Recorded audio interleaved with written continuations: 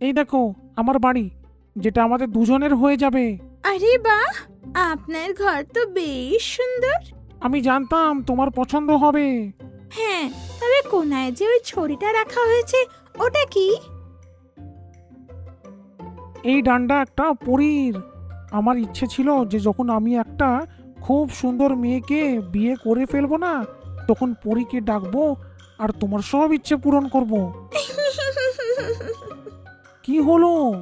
আপনি আমার সাথে ইয়ার্কি করছেন তাই না? হাসতে হাসতে আমার পেট ব্যথা করতে লাগলো। আরে আরে, তুমি মস্করা ভাবছো?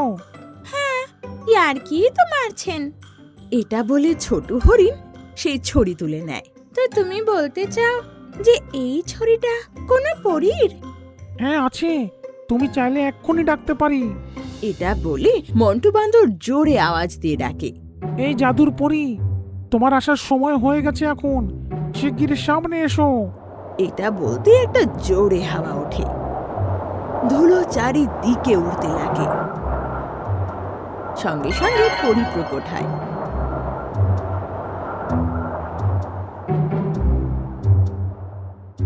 দেখলে, এবার বিশ্বাস হলো তো?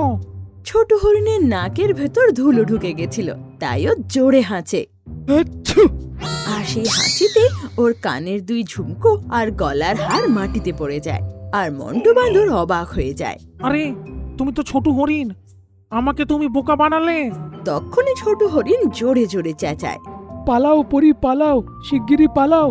এটা শুনে দুষ্টু মিষ্টি পরি উড়তে লাগে, আর ছোট হরিণও দৌড় লাগায়। মন্টু বান্দরও ওদের পিছু নেয়, কিন্তু হরিণ তো খুব জোরে দৌড়ায়।